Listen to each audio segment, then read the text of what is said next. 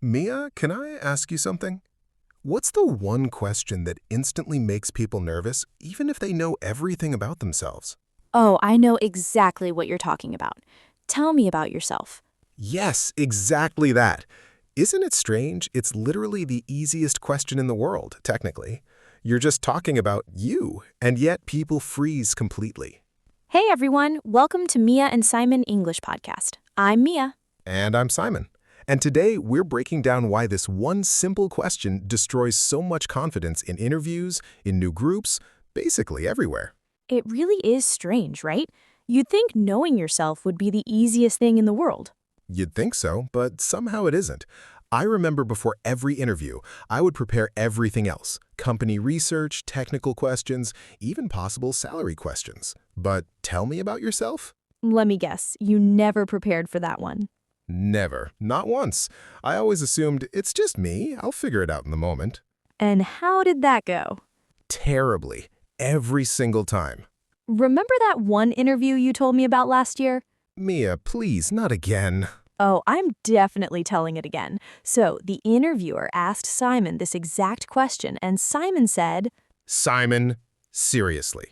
"My name is Simon. I am good boy," laughing loudly. Okay, we've made fun of this enough times already. But actually, this is a perfect example of the problem, isn't it? I knew everything about myself, obviously, but in that exact moment, my brain just gave up. It's honestly so relatable, though. I've done something similar too. Oh, really? Do tell. Once at a college event, someone asked me to introduce myself in front of everyone, and I just said, "Hi, I'm Mia, and I like things." And then I just stood there. I like things? What things, Mia? I have no idea. My brain just produced those exact words and then completely shut down. At least good boy was a complete sentence. Barely. Okay, but seriously, why does this happen? Why is describing ourselves so much harder than describing anything else? I think it's because the question is too open. There's no clear direction. Should you talk about your job, your hobbies, your personality, your childhood? There are too many options and your brain just panics trying to choose. That's actually a really good point. When there's a specific question, like, "What's your favorite food?" we answer instantly. But "Tell me about yourself" has no boundaries. Exactly. It's like being asked to describe an entire ocean in one sentence. Where do you even start? That's such an accurate comparison. And there's also pressure because we know this answer is being judged, especially in interviews. True. In that pressure, even simple sentences slip away from memory. So today, we're going to break this problem down completely. We'll talk about exactly why this happens and, more importantly, how to build a simple, natural answer that works every single time. And trust me, by the end of this video, you will never freeze at this question again. We'll also share a proper structure you can use, whether it's an interview, a college introduction, or even meeting someone new. And of course, a few more embarrassing stories because apparently that's our brand now. At this point, yes, it's officially our brand. All right, before we continue, let's take a quick pause here. If someone asked you right now, tell me about your relationship with this channel, what would you say? Easy. I subscribed, I liked, and I never missed an episode. See, that's a perfect answer. Confident, clear, no hesitation. Exactly. So if that's not your answer yet, let's fix it right now. Hit that like button, hit subscribe, and let's continue. Okay, now let's actually break down why this question feels so impossible to answer. Okay, Mia, so let's dig deeper. Why exactly does our brain panic when it hears, tell me about yourself, even though we know ourselves better than anyone else? I think the first real reason is something we touched on already. Too many options. Your brain literally doesn't know where to start. Right. And when there are too many choices, the brain sometimes just picks nothing. It freezes completely instead of choosing. Exactly. It's like opening a huge menu at a restaurant with 100 items and you end up saying, anything is fine because you're overwhelmed. That's such a good comparison. I do that literally every time at restaurants. I know. Remember last time? The waiter asked what you wanted and you just said food.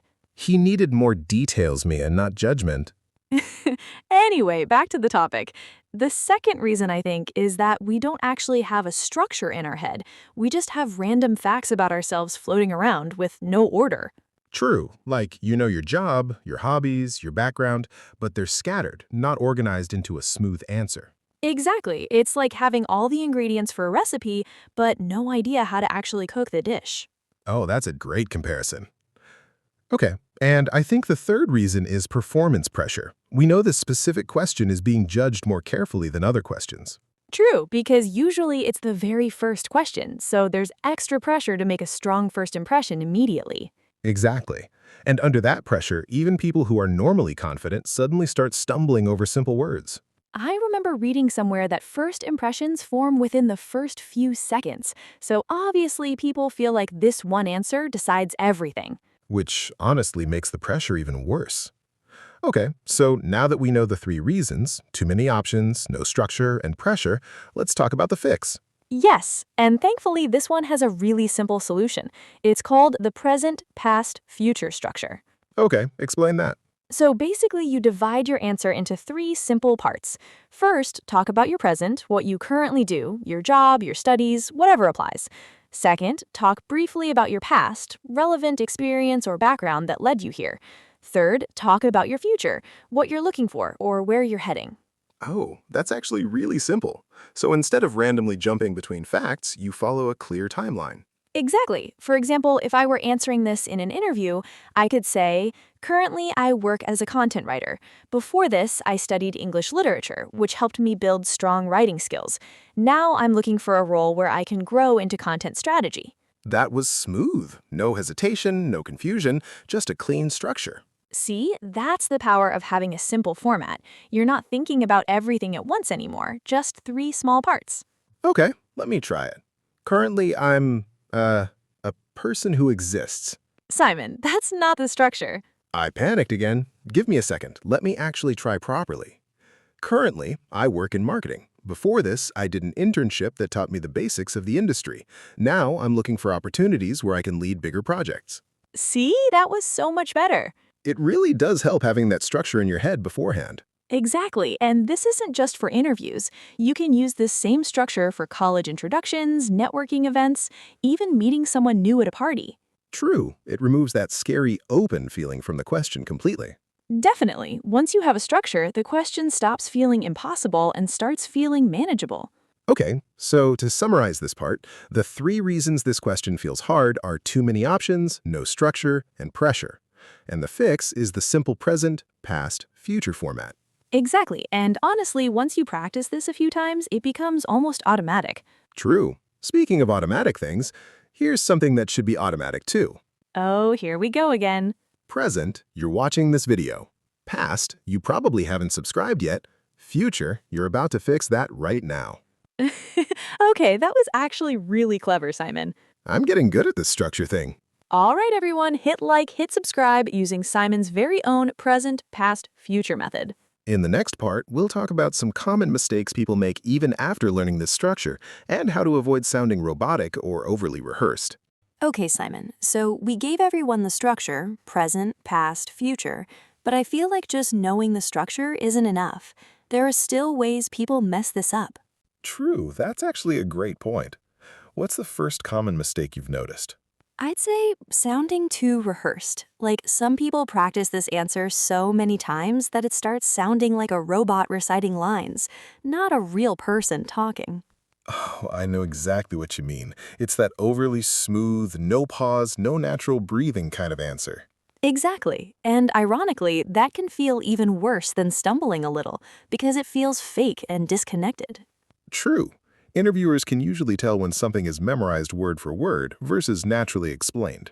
Right. So the trick is to remember the structure, but not memorize exact sentences. Just remember the flow, present, past, future, and let the actual words come naturally each time. That makes sense. It's like remembering the recipe steps, but not measuring every ingredient with a ruler. That's such a random comparison, but yes, exactly that. Okay, what's the second common mistake? I think it's giving way too much unnecessary detail. Like, someone asks a simple question, and suddenly you're explaining your entire life story from childhood. Oh, I've definitely done that. Once, someone asked me to introduce myself, and I somehow ended up talking about my third grade teacher. Wait, why your third grade teacher? Honestly, I don't even remember how I got there. One sentence led to another, and suddenly I was talking about handwriting practice from years ago. That's exactly the mistake we're talking about. Nobody needs that much detail in a simple introduction. I panicked and just kept talking, hoping something relevant would eventually come out. The fix here is simple. Keep each part short. A few sentences for present, a few for past, a few for future. That's it. No need to explain your entire life history. True, short and clear is always better than long and confusing. Exactly. Okay, third common mistake, being too negative about yourself, especially in the past section. Oh, like saying things like, I didn't really have direction before this, or I wasn't sure what I wanted. Exactly that. It's fine to be honest, but constantly using negative language makes you sound unsure of yourself, even if that's not the intention. So instead of saying, I didn't know what I wanted, you could say something like, I explored a few different paths before finding what really interested me. Exactly. Same honesty, but framed in a much more positive, confident way. That's a small change, but it really does shift how the whole answer sounds. It really does. Words matter a lot more than people realize.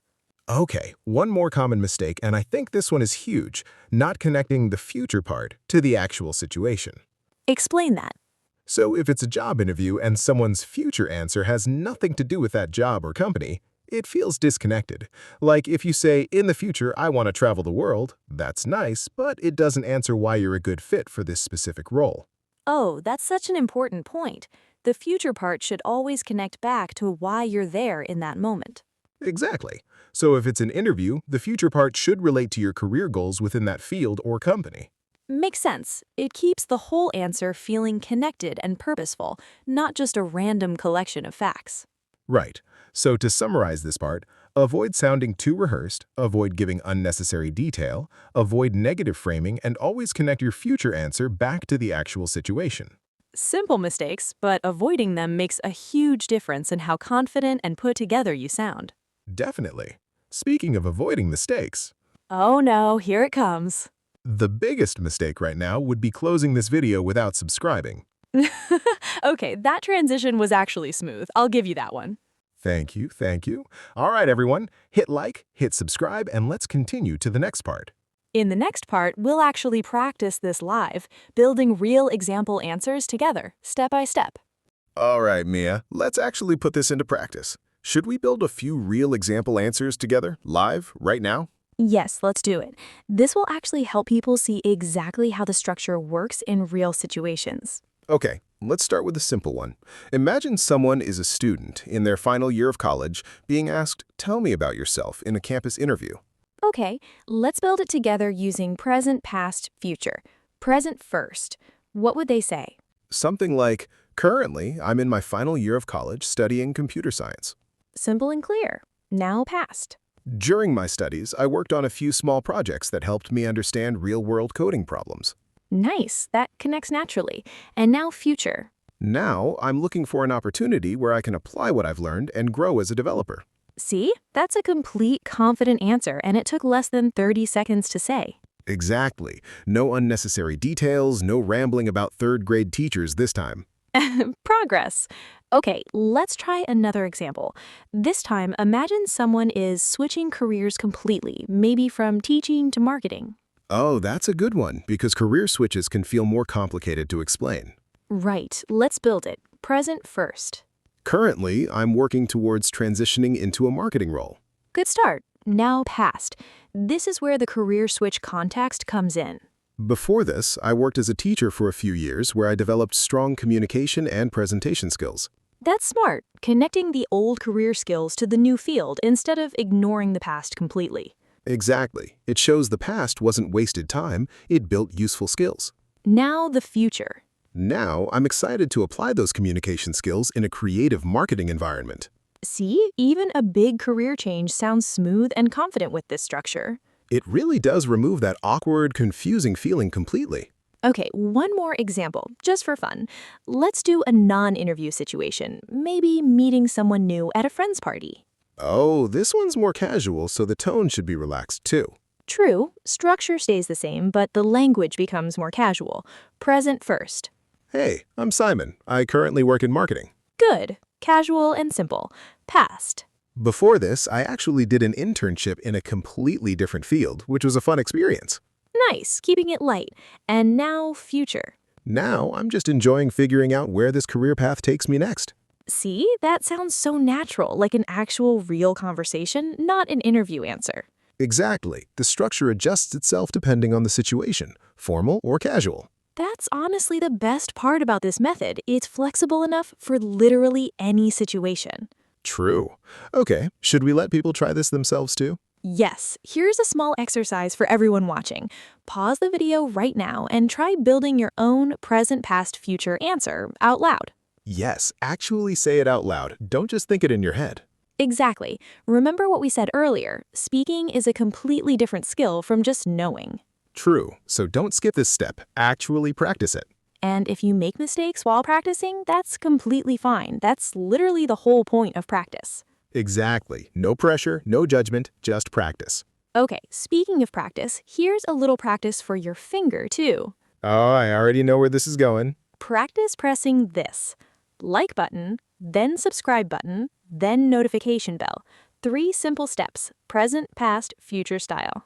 Okay, that was surprisingly clever. I'm learning from you, apparently. All right, everyone. Hit like, hit subscribe, and let's move on to our final part. In the last part, we'll wrap everything up with some final tips and, of course, a proper goodbye from us. Okay, Mia, we've covered so much today. Why this question feels impossible, the structure to fix it, common mistakes, and even live examples. Let's wrap this up with some final tips. Yes, let's do it. Okay, first final tip. Keep your answer within 30 to 60 seconds. That's it, nothing longer. True, because if it goes on too long, the listener starts losing interest, even if the content is good. Exactly. Short and confident always beats long and rambling. Second tip, practice out loud a few times before an actual interview or introduction, but never memorize it word for word. Right, we already talked about this. Remember the flow, not the exact script. Third tip, adjust your answers slightly depending on the situation. A job interview answer should sound a little different from a casual party introduction. True. Same structure, different tone. Formal for interviews, relaxed for casual meetups. Fourth tip, and I think this one is really important, smile a little and relax your shoulders while answering. It genuinely changes how confident you sound. Oh, that's such an underrated tip. Body language affects voice tone more than people realize. True, even over a phone call, people can somehow hear a smile in your voice. That's actually true. I've noticed that too. Okay, final tip from my side. Don't aim for a perfect answer. Aim for a natural one. That's a great point to end on. Perfection creates pressure, but natural confidence creates connection. Exactly. So let's quickly recap everything from today's episode. We started by understanding why Tell Me About Yourself feels so hard. Too many options, no structure, and pressure. Then we learned the simple present, past, future structure to organize any answer smoothly. After that, we covered common mistakes, sounding too rehearsed, adding unnecessary details, being too negative, and not connecting your future answer to the actual situation. And finally, we practiced real examples together for interviews, career switches, and even casual introductions. Honestly, looking back, I wish someone had explained this to me before my I am good boy interview moment. We were definitely going to end without mentioning that one more time, but here we are. It's basically part of our channel's identity now. I've accepted it. As you should. Okay, but seriously, if you related to any part of today's episode, the panic, the blank mind, or even just relating to Simon's chaos, Hey! tell us in the comments. Tell us your own version of a tell me about yourself disaster moment. Yes, we genuinely love to read them. And honestly, it'll probably make us feel a little better about our own stories too. Definitely. Also, if you try this present, past, future structure yourself, let us know how it went in your next interview or introduction. We'd love to hear real success stories from all of you. So that brings us to the end of today's episode. Thank you so much for sticking around to the very end. That genuinely means a lot to both of us. And before we go, one last thing. If someone asked you right now, tell me about your relationship with this channel. What would your honest answer be? If it's not, I liked, I subscribed, and I turned on notifications, then technically you still have some work to do. Okay, that was a perfect way to bring it back full circle. I try. All right, everyone, hit that like button, hit subscribe, and turn on the notification bell so you never miss an episode. We'll see you all in the next episode with another interesting topic and probably a few more chaotic stories from us. Especially from me, apparently. You said it, not me. Fair enough. Bye, everyone. Bye, take care, and remember, you already know yourself. You just need the right structure to say it out loud.